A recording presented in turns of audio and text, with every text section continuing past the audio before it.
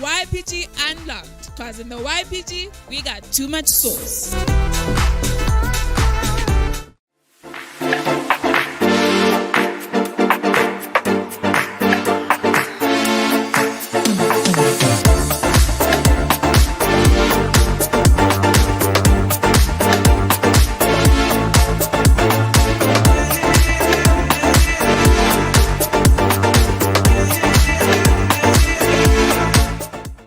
What's up, YPG family? And you guys are tuned in to the YPG Unlocked. And I don't know what you guys think, guys, but I think our Sundays are slowly getting back to normal with the YPG Unlocked now back on full force. Now, fam, you know that we are all about keeping promises. So first up on the line, we have KMC, Know My Career. So I don't know if you guys can guess which career will be showcased today. So while you guys are taking a wild guess, let's go straight to this week's KMC.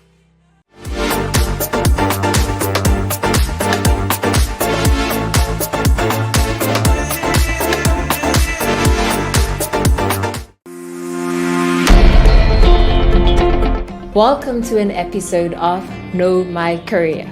Are you in school about to make your subject choices? Or are you simply in VAS asking yourself whether or not you're on the right path? Well, KMC's got your back. My name is Tembelite and I am here with Joseph.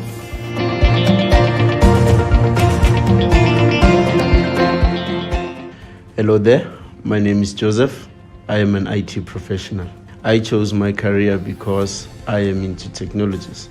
So software development, database management. I was always fascinated by how technology evolves.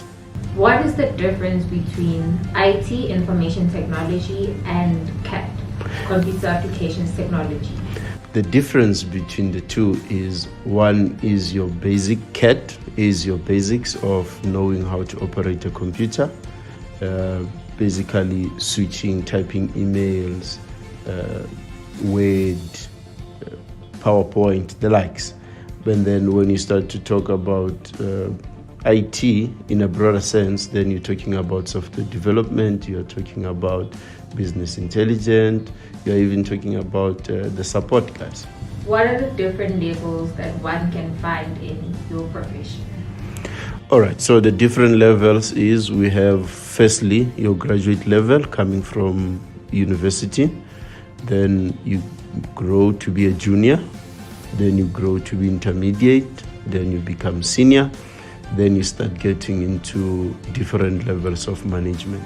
So for someone who's in high school, is it a must for them to take IT, CAD? Which subjects does one need to take in high school? It would be a benefit if one takes IT or CAT, but if you do not have that in your school, as long as you have your mathematics and you are passing your mathematics, then your supporting subjects, you'll just have to make sure that they are above 60%. And then with your APS score, what is the required APS score for this career? So with regards to APS score, we depending on the university itself. So different universities have different APS scores that are required. But for you to be safe, for you to even get your foot in, you should at least not be working around 50% and below, but 60% upwards. What impact does the institution that one chooses to study have? It doesn't really matter which institution you go to, whether university level, University of Technology, or even college. As long as when you come out of the institution, you can deliver on the work that is required. So if you go into university space, you are more likely to be exposed to a lot of theory. You go into a University of Technology, college, you are more likely to be introduced to a lot of practical work. So technologies, that's where you'll get your support guys who will be fixing computers, hardware guys.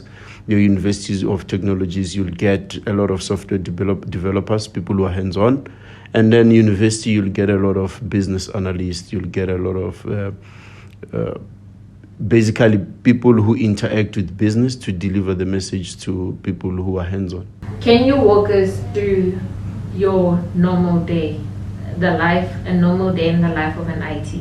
A normal day for me would be I wake up in the morning, the first thing I do is to do system checks. After you do system checks, you go through your emails, of course, to check your interactions. After that, depending on the task that you have, you start doing the task, and then there are also meetings involved in it. So for me, before I even start my day after the system checks, the first meeting would be I have a daily stand-up. That's when I'll be introducing or saying to the team that this is what I'm working on, this is the progress I've made. Thereafter, get into the work mode, start working with whatever that I need to work, delivering on whatever that I need to deliver. Of course, have lunch. The most important, to have coffee as an IT professional. And then from that, that's basically it. You close off the day and you see the next day. Are there opportunities overseas for someone in IT? There are a lot of opportunities in IT to work overseas because COVID has even shown it more that we can work remotely. So I can be sitting here in South Africa and working for an international company. I mean, where I am working right now, the headquarters of the company is somewhere else in the world. But then I'm sitting in South Africa and we just share or get into meetings together and we work towards the same goal. You mentioned that you do SAP Technologies. Can you explain more about that? So SAP is the new technology in the market to which your artificial intelligence, your data intelligence, your augmented realities are built upon. So it is a platform in which new technologies are developed. So I decided to venture into that because of the rate at which technology is moving, and I wanted to move with it. So SAP gives me that ability to work. So there are different technologies into it, the likes of AWS, which can also be connected to SAP.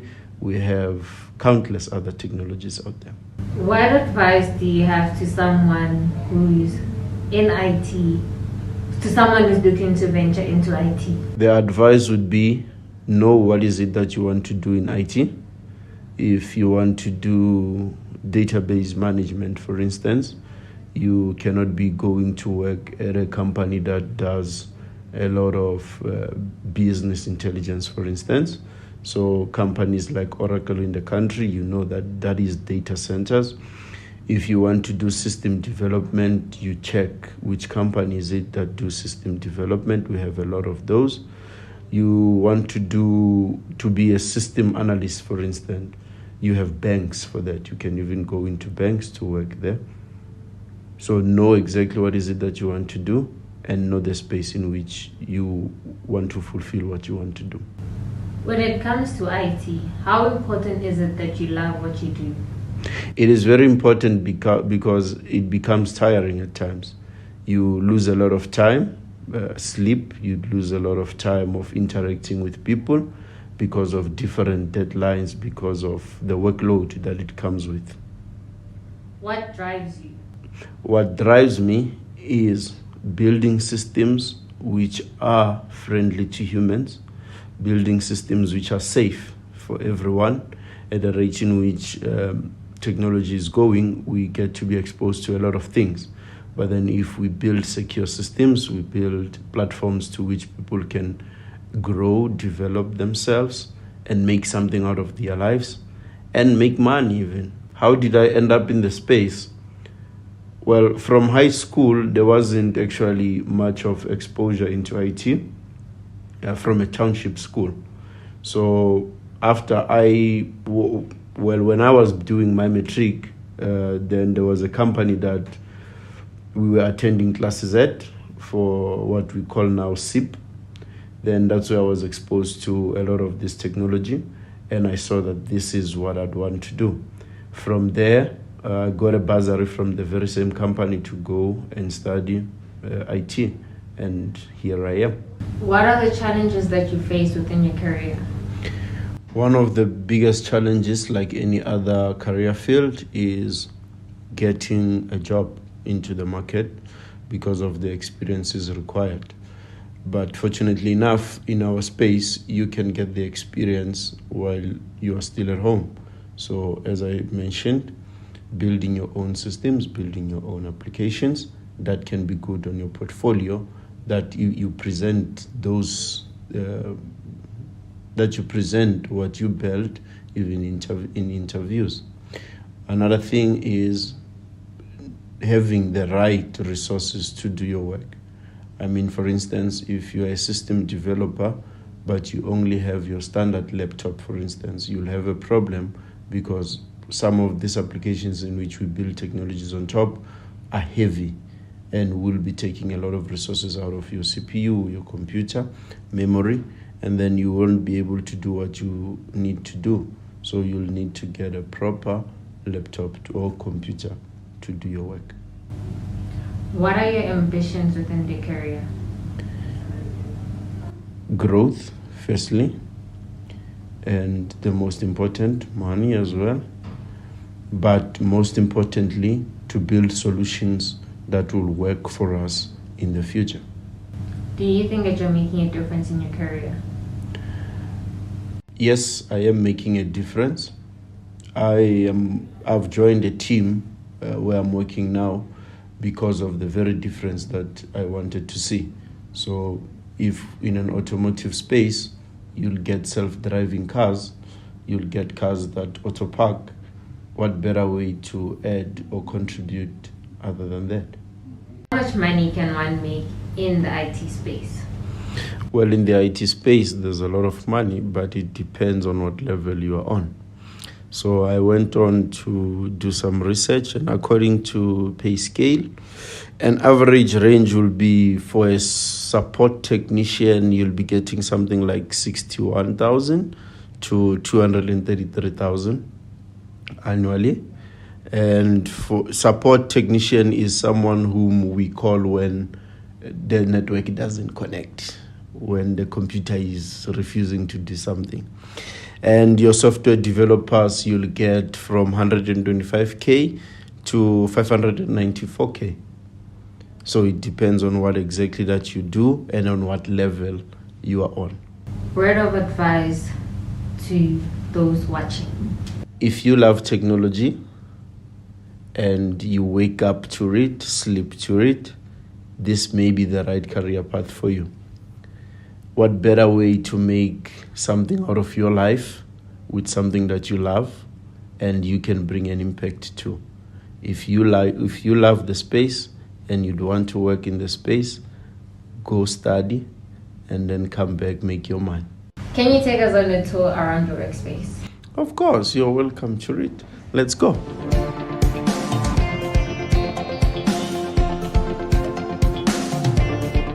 This is the first stop. So this is a mini workshop area. So we have these big screens here where we project the plenaries, the presentations, the growth, and everything. So we have a mini space for everyone. Besides having boardrooms and all of that, we can just have this small and nice open area.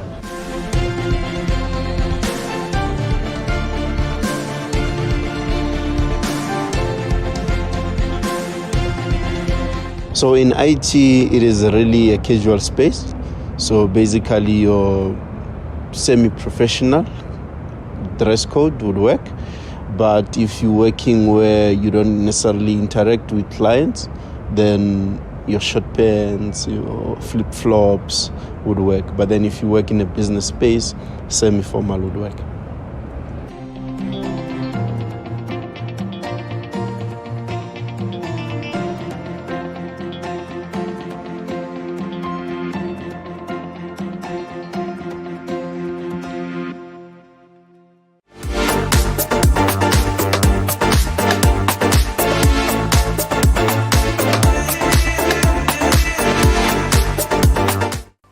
Welcome back, fam, and there you have it. Who would have thought that IT would be so interesting? But at least for those of you who are still in high school, have yet another career to consider. Now, fam, moving straight along, we all know that in the YPG we have 9 projects, and one of them being the Uniforce Project has been busy throughout these past few weeks spreading the sauce throughout the country. They visited old age homes and various houses, donating books and soup. And as the motto of Uniforce says, united we are stronger. Now, fam, it's time for us to cross over to PJ and Miss T with the theme of the week.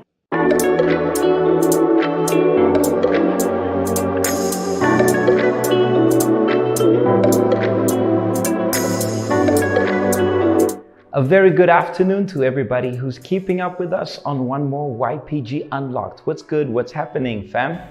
Hello YPG, welcome back to the YPG Unlocked. That's what's up. That's what's up. Today, we are going to be covering the theme of hitting the target, which is something everybody wants to do, but not everybody does. Everybody wants to hit the target in every aspect, every area of their lives. Everyone wants to get it spot on when it comes to their dreams, their accomplishments, their achievements. They want to hit what they call the bullseye. Literally there where you get the maximum points in the game of darts, if we could call it. Or if you are shooting an arrow and there's exactly that spot which makes all the difference. That's the main target. Nobody aims to the left, to the right, above or below. Go to a shooting range, there's that exact spot where somebody is aiming at. But there are procedures necessary to be taken for somebody to be able to hit the target. Different procedures, you don't just hit the target. One of them I could say is practice. In other words, the sacrifice, the hard work which goes in with, accomplishing that, being good at what you do.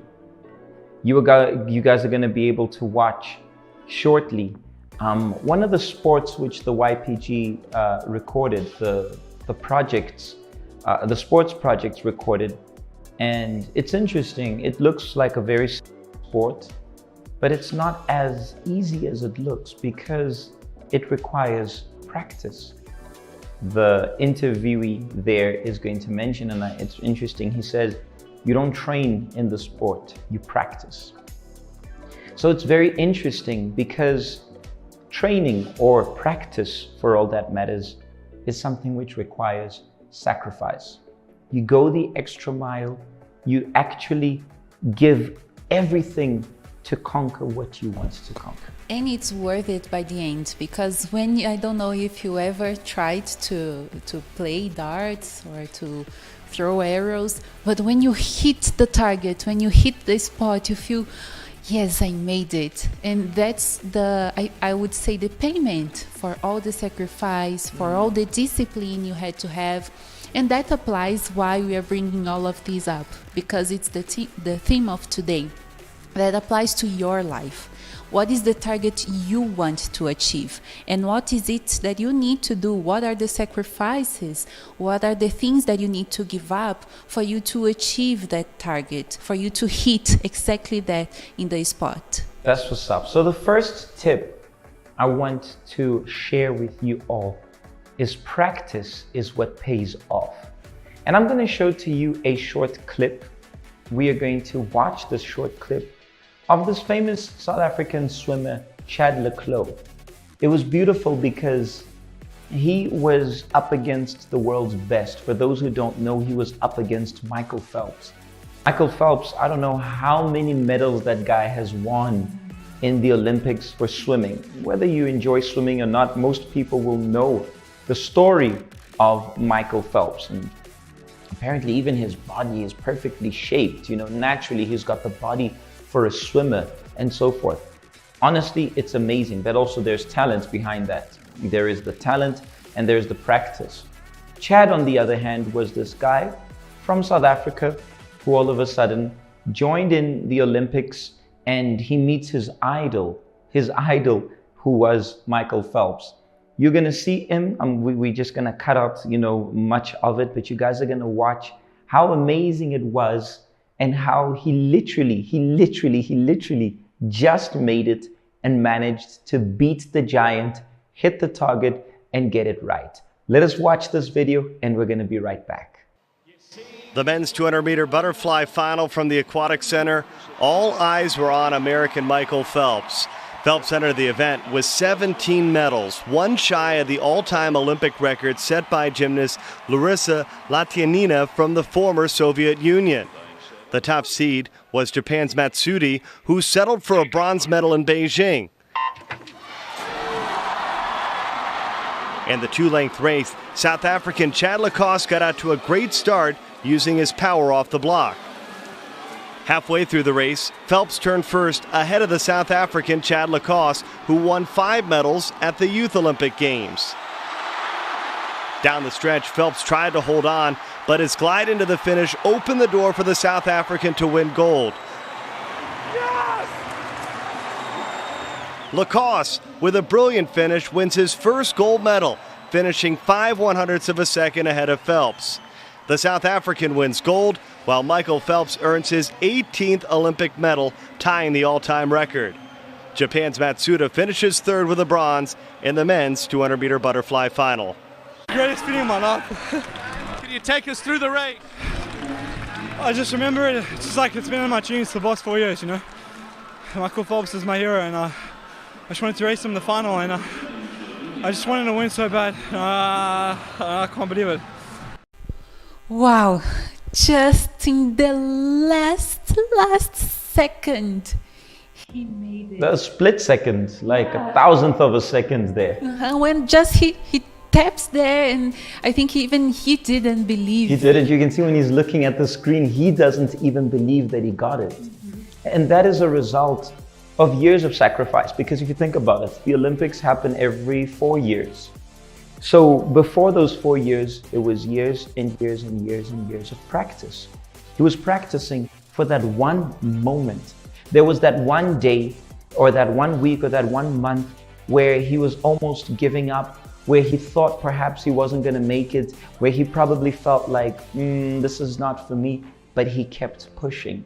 He kept sacrificing, and that paid off at the moment he needed the most. And I can just imagine those who are watching us, they want to hit that target, they want to get it right, and maybe people are saying, no, you'll never make it, or maybe you heard once, you'll never make it, and that words keep repeating in your mind that you will never make it, that you are not worth it. But because of that split of second, I believe that in that moment, if he remembered all those words, all those people who said that he wouldn't beat Michael Phelps, all of that went away. And I can only imagine his feeling of accomplishment, his, you know, he must have felt like on top of the world. Yeah. And that's why it's worth it. All the sacrifice, all the discipline, all the challenges that you face for you to hit that spot, for you to hit the target, as we are saying today. And it doesn't matter if you tried before. I believe he lost many competitions before that one. So if you try once and you don't get it, you try twice, keep going until you get it right. And that's what's up. So practice makes perfect, as they say, but here we're going to rephrase that by saying sacrifice gets you there. Sacrifice pays off. That would actually sound a lot better. Sacrifice pays off. Step number 2 is don't get distracted. That's another thing. He sacrificed, but you can imagine how many moments he was offered to do things he didn't want to do. Hey, yo, Chad, let's go party, let's get high, let's have fun. He would be losing focus of his dream.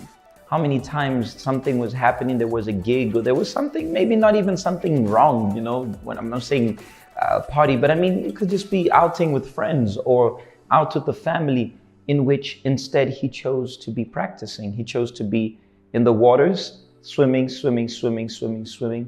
for that one moment. He did not allow himself to get distracted, because if he did, he would definitely not be where he reached and represent the South African flag the way he did. And I mean, we're using this example of Chad. There are others. I remember Wade van Niekerk, who just out of the blue just came. He hit, if I'm not mistaken, it was the 800 meters, the 400 and the 800 meters. Please correct me if I'm wrong.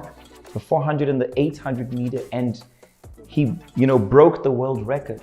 These are mere human beings like us. And the reason why I'm using South African athletes is because we tend to think, oh, it's only for only those people, only in the first world countries where we invest in that, where they invest in this and invest in that, are the opportunities open. But then you're wrong. You're getting distracted. You're looking at other countries. You need to look at your life. You need to look at what you want to achieve and how you want to achieve it. How are you going to go about? What do you have to remove?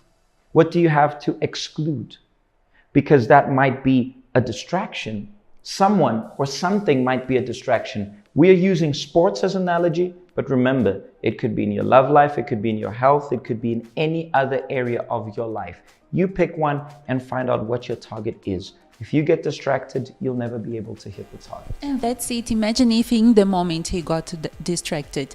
Imagine if he would try to look to his opponent, try to look to the watch to see which position he was, he would get distracted, and I'm absolutely sure that he wouldn't make it. And the distraction can be, I think, we have distractions everywhere we go right now.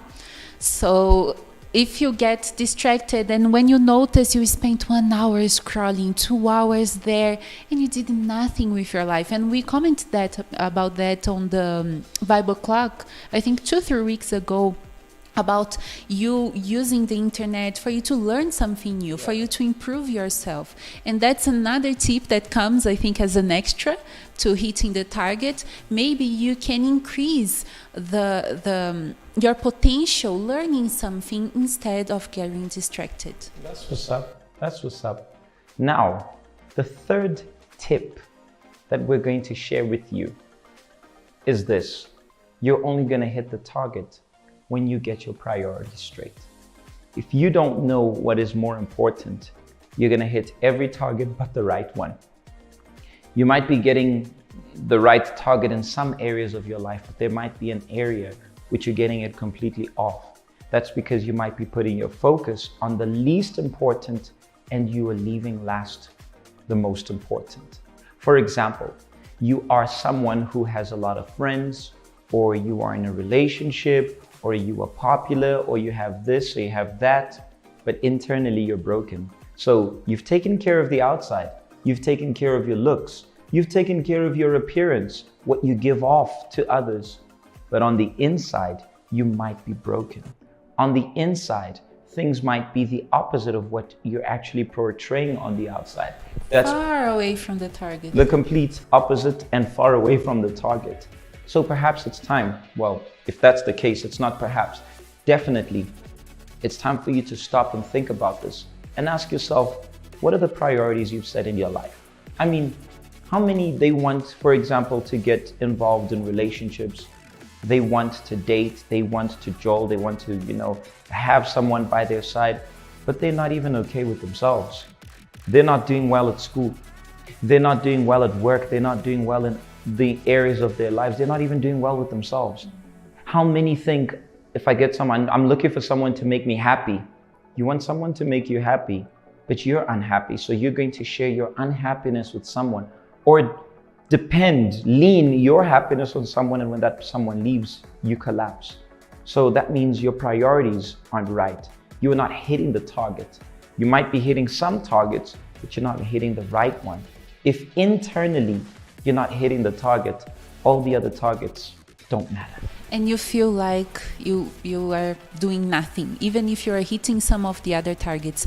If you don't get it right, the main one, the one that you have to be well with yourself, it's like you have done nothing with your life. Yeah. You still feel empty, you still feel that something is missing, Yeah. So until you get that target, until you get that spot right, the main one, all the others will be just a consequence. That's what's up. That's what's up. And this is exactly where the work of the YPG comes in, helping you to keep focused to get it right. So recapping the 3 different tips which we shared with you guys about hitting the target. Number 1 was?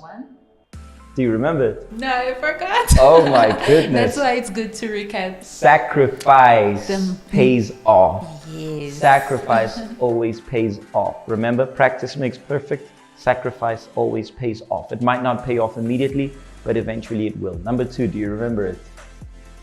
Oh my goodness. I'm worried about you guys at the bottom. Please, media, make sure you guys put it at the bottom of the screen.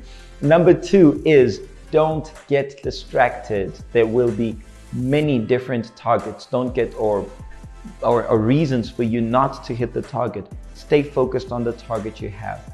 And tip number 3, you do remember, that was the most recent.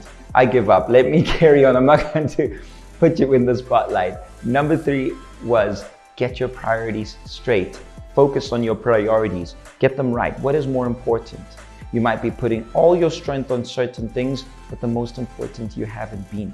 You're so focused on having a lot of friends, but you're not doing well at school.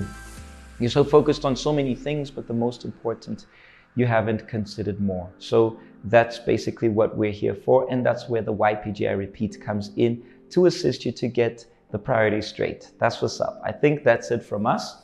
We're going to be signing out. And from here onwards, as Mapaseka mentioned, that you guys are going to be watching different sports in the next upcoming week.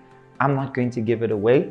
Tammy's going to be sharing what happened a couple of days ago and the recording which the YPG Media in conjunction with the YPG Sports Project did, which is just for you guys to see different kinds of sports apart from the usual soccer, netball. Everybody knows that. A little bit different. You guys might enjoy that, or you might just sit back, relax, and we hope you guys will enjoy the revised version of the Unlocked. Do send your suggestions. Next week we are going to be back, by the way, answering questions. We were doing this, we have stopped, but we're going to go back to answering your questions. If you do have them, send them through, DM us, holler at us, get in touch with us. That's it from us.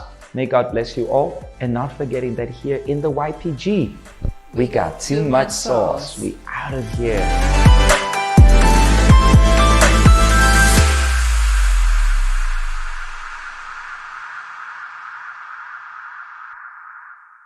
Thank you, Mapaseka, and hello, YPG fam. Today, The Unlocked has brought a new segment which is relating to the project that we have in the YPG. Well, I want you guys to take a wild guess of what this is about, because the project is about sports, but we are going to be speaking about a specific sport that we'll be exploring today in the YPG. Take a wild guess of what it is. To give you a clue, less is more. I'll be leaving you thinking, and we'll be right back.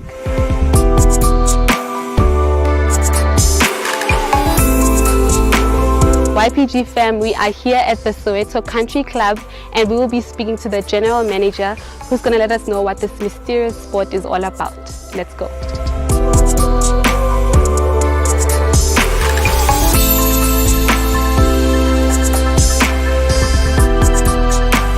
YPG fam, we are back, and I'm here with the general manager of Soweto Country Club. We are here with sports, and the golf is the sport that we'll be introducing today. So I have a couple of questions to ask you. Good day. Yeah. So how often do you need to train as a golf player?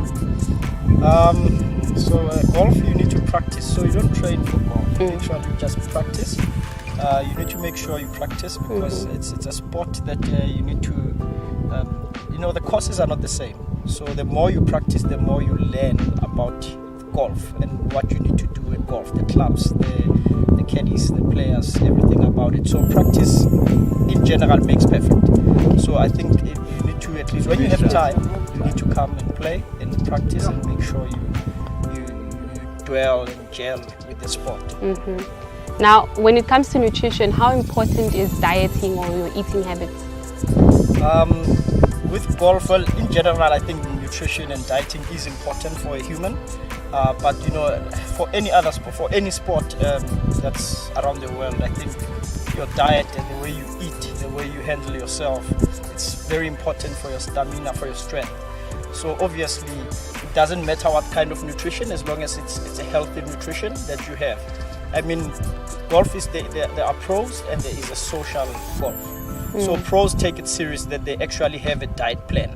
But when you have social golf, most people don't really put in a diet, but they can still play golf. So if you want to take the sports further and actually be,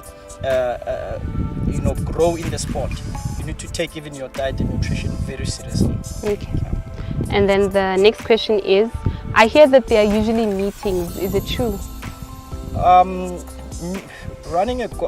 As a general manager of a club, Soweto Country Club here in Penville, we do have meetings. I mean, we have different kind of players, so we need to understand what those players want, and we need to meet their expectations. So meetings is to make the club itself become a better place. It's to make the staff that's working here be involved and actually know what's going on. You need to always be around, and with the caddies as well, there's security around.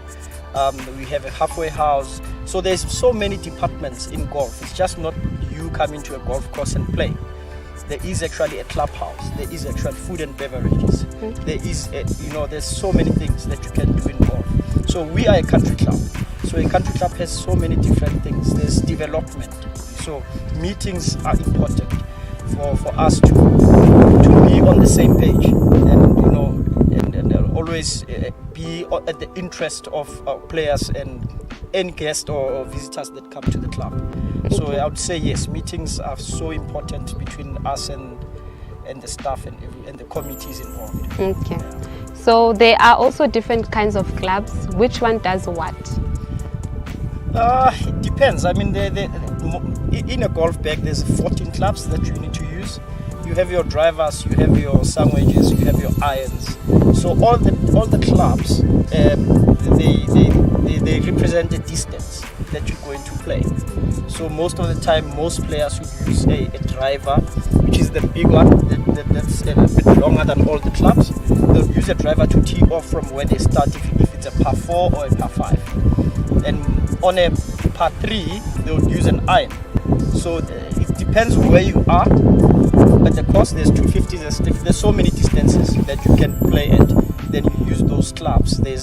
So we have like a 6, a 5, a 4, a 7, a 8, a 9. So it all represents a distance that you're going to play. So the lower the club, the iron that you use, the further. So the higher the club that you use, the closer it will be to the green. Okay. Yeah. And then the next question is, approximately how long does it take to become a professional golf player? It takes a long time. It takes a long and why time. is that? Look, it goes back to practice. That's number one. It goes back to when you started. Golf, it's much easier when you started at a younger age. You are fresh. Your body is still young. It can drive longer. You understand? So to be a pro, it needs a lot of practice and it needs a lot of patience at the same time. So yes, it does take long because there's so many golfers around South Africa. Just South Africa alone, or Johannesburg. Most of those golfers want to be pros, but it takes the best ones who are focused and who have the passion to actually want to be a pro golfer. I can't, like myself as a general manager, I can't wake up tomorrow and decide that I want to be a pro at my age. You could, but it takes a while. There are ranks that you need to beat for you to be declared a pro. Do you understand? So the younger age you start at a young age, the better. So it becomes better in terms of your physique and your stamina, like any other sport. If you start at a younger age and practice all the way, you become a good golfer. Okay. And then the next question is there something interesting about golf that not so many people know about? It teaches you a lot. Golf, personally, it teaches you patience, to focus. It's building you. This is golf building you. Never mind the sport, you being best at the sport, but it's building you. It's building you to focus, to be patient, to actually respect what you do, and it teaches you manners on how you behave around other people. Golf is a very it's a sport that actually needs respect and how can I put it? It needs respect and it needs you to be mainly focused. It teaches you to be focused and have respect to the club, to everyone that you do, as we call it, the country club. So golf, if I would say, patience, respect, and perseverance. Okay, so you are highlighting on patience and respect, and how important in that aspect is silence, being silent during the game. Yeah, it is. It is important. Well, yeah, you can get easily shouted at when a player is trying to tee off and then you just start talking. Okay. For some reason, it disturbs their focus. It goes back to focus. Then if you talk behind him, then he can't actually concentrate on what he's doing. There's a golf ball there sitting there that you need to look at and make sure you continue looking at it and your everything with you is there. even your house problems don't exist at that minute. So yes, silence is important. Does it make you a better golfer if I keep quiet? I don't know. But does it make you focus on what you're about to do? Yes, it does. Okay. And then another question is, golf is an expensive sport, like the equipment and the clothes. And why is it so expensive to find those things? Yeah, well, it's not expensive. It's not expensive. It's not difficult to find them. Like any other brands, there are brands that are reasonably available for people that are starting golf. And yes, there are brands that are very expensive. So in terms of technology, the clubs that they use, they've been processed in it to become better. You understand? So the better the club, the higher the money. Okay. But then you have old clubs that you can start golf with. Like we have a development system here at Soweto Country Club for kids, that when they come here, they don't have to do anything. We give them a golf bag, we teach them golf, so that we basically give them a start. You understand? So yes, golf is expensive if you want the better manufactured clubs. Okay. In terms of clothes, I think clothes, you get expensive clothes even if it's not golf. So you choose. It's up to you. You can come with your just a collared shirt, but if you want a brand, then obviously you're going to pay more. Okay. Yeah. Okay, another question is, why is golf considered a difficult sport? At least for the youth, usually youth, they find it difficult, so they tend to soccer and netball. I don't think, you learn to hit a club, you learn to hit a ball. I think the courses that they play are the ones that are difficult. All courses are rated differently. So golf, you can hit a ball anyway. You can learn golf. There's a teacher can teach you how to play golf, and you can be able to. But then the course that you play is the one that becomes difficult. It's like a game that has booby traps. There are bunkers, there are trees, there's water. So you need to get through all of those things until you get to your final destination, which is the green. You understand? So that's why I'm saying it needs patience. It needs you to plan. Respect the course that you are at, because you can't just come and say, I'm gonna just kill Soweto Country Club. We just hosted a tournament here, Big Easy tournament at Soweto, Pinville.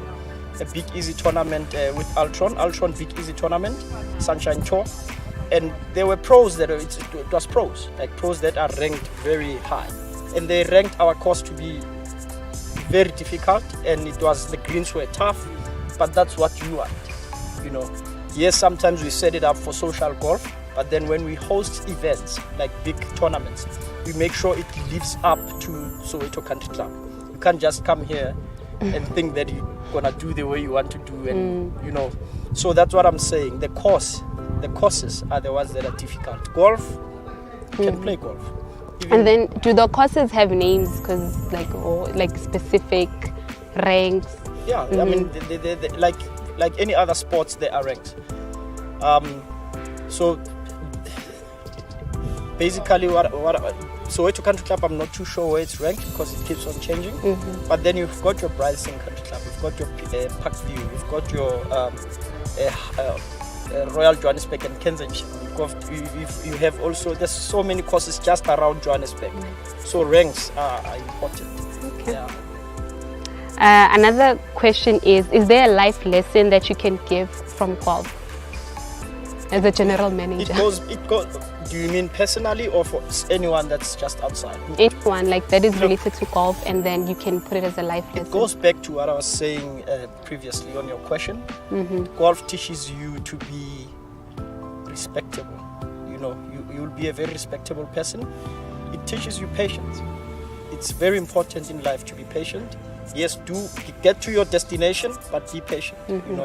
It teaches you to respect. It teaches you to honor, where you are. But mainly importantly, to respect other people that you are with, that you are playing with. Even the way you dress. You can't come to a golf course and with open shirts and shorts and flip-flops. You come here, you're nicely dressed, you're tucked in. Already, when someone sees you, they go, okay. And there's that where I want discipline. to be. Discipline. Yeah. I think you've actually wrapped it up. discipline would be the best way to say it. You know, it teaches you a whole lot of discipline. Okay. So those are the end of my questions. But can we at least try out some games, like play something, you know, try with the, what is it called, the golf? Well, we should have organized some patas maybe and balls, but we would have to find them. Yeah, first. I think we can do that before we wrap up. I don't mind. So can we just need to go and get those things and you shoot that? Okay. Hold your, so your pata sits down. Okay. I can't work with this. So okay, your pata sits down, right? Then your hands down. Cool. Look, for now I'm just doing a quick trial. Go with the club, not your hips, the hands. Yes, go with the club. Okay. Go closer to it. Not on. It shouldn't be on the on top. So let it be just on the ground, but just an inch on top of the ground. Okay.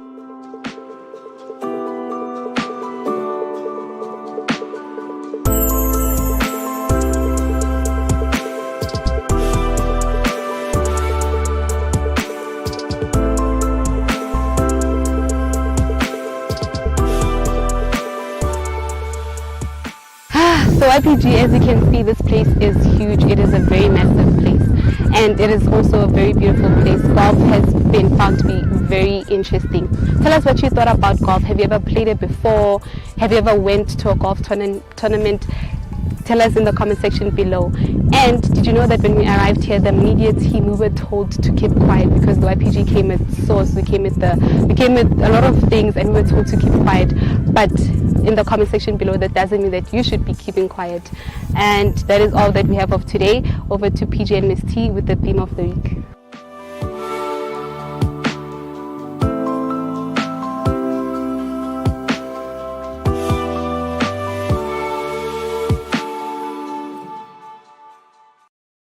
Now there you have it, guys, done and dusted. But before I leave, what did you guys think about the project segment and golf being featured in the YPG? I've got a fun fact for you guys. Did you know that golf was one of the only sports to be played on the moon? I wonder if Pretoria knew that one. If you know, you know. Right, guys?